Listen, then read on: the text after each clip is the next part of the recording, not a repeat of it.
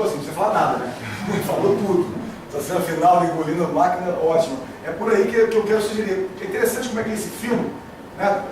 Acredito que todos, praticamente todos tenham visto. E a gente vê na escola para mostrar a sociedade industrial. Mas o Chaplin não estava querendo mostrar isto. Se você observar no início, ele fala mais ou menos assim, é a luta do homem pela sua localização no mundo. Né? Estou fazendo uma interpretação, o texto é exatamente isso. Mas ele fala, é a trajetória de um ser humano. Então, o que ele está focando, claro que o pano de fundo é a sociedade do século XX, nenhuma dúvida. Mas não é esse o ponto. É como que eu vou me relacionar com essa sociedade. Tanto que o final do filme, para quem lembrar, ele liberta-se, né? Ele vai ser o artista. Na hora que aquela cena clássica, ele cantando, ele anota, estou lembrando disso? Estou lembrando muito do filme, né? Ele anota no punho da manga a letra que ele vai cantar. E na hora que ele dança, aquele negócio voa, ele tem que improvisar, e a primeira vez que aparece a voz dele no filme, né? No cinema mudo, aparece a voz dele, mas ele consegue se libertar disso. No final do filme, ele saindo com uma moça lá que ele se encanta, etc., numa caminhada livres. Então, a história do filme é mais ou menos a história nossa, no sentido de como nos relacionamos com uma sociedade na qual eu saio com os tiques do tempo. Né? Tem uma cena também ótima que é na alimentação, quando ele vai comer. E chega uma máquina que vai empurrando, aquela máquina chama-se McDonald's, né? Burger King, e Bob's, e por aí vai. É uma semente da ideia de fast food. A gente vai chegar lá, se precisa botar a mão, né? Ou seja, só botar lá a boca e vai empurrando. Então, assim, está olhando de maneira bem curiosa, bem interessante para a sociedade que a gente está se relacionando. Se as máquinas hoje perderam, né, as máquinas, que eu digo, da maneira como ele representa, estão de maneira diferente da sociedade, essa relação de interiorizar essa velocidade externa continua presente. Então, essa é uma leitura que o próprio Chaplin já diz tudo, colocar. Mas vejam só, a sociedade industrial, a Revolução Industrial, a Revolução Francesa, não são obras do acaso nem de alienígenas, né? São obras humanas, e elas são resultados de pensamentos humanos. Eu sei que filosofia, no senso comum, muitas vezes ela não serve para nada, e eu pergunto, não serve para nada, o que você acha da Revolução Francesa, Revolução Russa, Revolução Industrial, que foram pensadores que deram a semente para isso. Então, não serve para nada, é desconhecimento da história humana. Então, as grandes mudanças da sociedade nossa atual é formada pela pela Revolução Industrial e Francesa. Olhando para a industrial, você vai ter, não olhando para a industrial, olhando para as duas, mas pensando na industrial que acontece na Inglaterra, você tem a tradição anglo-saxã. Olha aí o Benjamin Franklin, um dos fundadores da nação norte-americana. O que ele está dizendo do tempo? Ele está falando que tempo é dinheiro. Ou seja, ele está fundando, de certa maneira, uma forma de se relacionar com o tempo. E é o quantificá-lo de acordo com o meu capital. Né? Vou ler ali e depois dizer o que não está escrito aqui. Lembre que tempo é dinheiro. Se o tempo é de todas as coisas a mais preciosa, desperdiçar o tempo é a maior prodigalidade. O tempo perdido nunca será recuperado.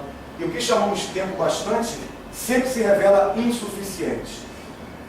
O trecho que não está aí, ele fala mais ou menos assim: imagine que você ganhe R$10 por hora.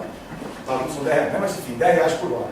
E aí, você deixou de trabalhar à tarde, que seriam 4 horas, ganharia R$40, e foi passear, qualquer que seja o lugar. E aí, nesse lugar, você já ouviu essa história, né? Nesse lugar, você comprou um picolé, sei lá, de R$2. Aí você fala, poxa, gastei R$2. E ele fala, não, você gastou 42. Então perceba a lógica, né, que está por trás desse raciocínio. Você perdeu 42, porque você deixou de ganhar. Quando você diz que perdeu porque deixou de ganhar, você implantou uma semente terrível. Terrível. Então a ideia é bastante complicada. Deixou de ganhar. Então, deixar de ganhar é sinônimo de perder, e aí ficou complicado. Né? A gente nasce nesse momento, a gente nasce nessa história, nessa tradição, digamos assim.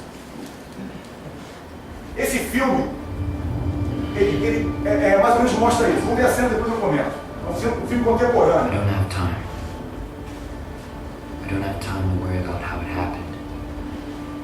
It is what it is. You're genetically engineered to stop aging at 25. The trouble is, we live only one more year. Unless we can get more time. Time is now the currency. We earn it and spend it. The rich can live forever. And the rest of us, I just want to wake up with more time on my hand than hours in the day.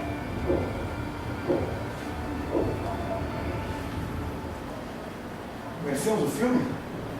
O Preço do Amanhã, né? O inglês In Time. A história é um filme futurista, da qual ficou claro, que está no braço dele. Ele é um produto da engenharia genética, né? Que falou melhorar a fala. A partir dos 25 anos tem um relógio que é ligado. Esse relógio começa com 1 ano. E a contagem regressiva. Então na hora que ele vai trabalhar, né? Ele vai, trabalha o dia inteiro, no final ele coloca lá uma transferência de tempo para ele. Então ele recebe mais tempo de vida. Vocês perceberam que ele acordou com 23 horas de contagem regressiva, né? Por isso que ele fala, queria ter mais tempo para viver do que o próprio dia. Ou seja, ele vai ter que arrumar alguma coisa para ganhar horas de vida. Você viu o filme, Juliano? Mas interessante. E aí o que acontece? Na hora que ele compra as coisas, também gasta tempo. Então comprar um café em 2 minutos, passagem de ônibus, enfim, essa é a ideia. Então é um filme que, de maneira muito interessante, né? É uma ficção científica, claro, mas de maneira muito interessante traz essa realidade, né? Realiza isso de maneira muito clara, o que seria viver numa sociedade na qual efetivamente o que eu comercializo, o que eu ganho, o que um assaltante rouba do outro são as horas. Né? E aí ele fala, os ricos podem viver eternamente. E no filme tem um diálogo de um camarada que tem 1000 horas, 1 milhão de horas de vida, né? E ele fala, você é imortal, e eu tenho que o tempo inteiro estar atrás disso. Ele fala, eu não vou falar, ele falou, vocês verem no filme, mas ele fala sobre a questão dessa imortalidade que a gente supostamente deseja. Né? Grande parte da nossa relação com o tempo complicada é que a gente acha que deseja a imortalidade. Me parece que a gente não pensou sobre isso. Então, a mitologia grega pensou. A mitologia grega pensou sobre isso. Os deuses imortais, depois que Zeus organiza o Olimpo e o mundo, fica um marasmo, chato pra caramba. Né? Aquela imortalidade, não acontece nada, e aí ele cria os mortais para ter alguma coisa para se divertir. Ou seja, para ter a vida humana, né, e a luta por essa sobrevivência, etc., para ter algum tipo de entretenimento. Então, se não tivesse maneira, um teatrinho para os imortais. Né? Mas me percebam, eles, pela mitologia grega, eles estão dizendo, a imortalidade talvez não seja tão interessante assim. Eu gosto de pensar assim, nós estamos aqui comemorando o aniversário da escola. Pensem, se fôssemos imortais e pudéssemos fazer isso em qualquer momento de nossa existência, nós estaríamos aqui. Então essa relação com o tempo também passa por essa, de certa maneira, na minha leitura, claro, por esse equívoco de achar que a imortalidade seria um benefício para a espécie humana. Mas isso é bastante polêmico e é por isso que eu estou falando sobre isso. Para vocês ficarem dialogando comigo, também dialogando consigo mesmo. Né?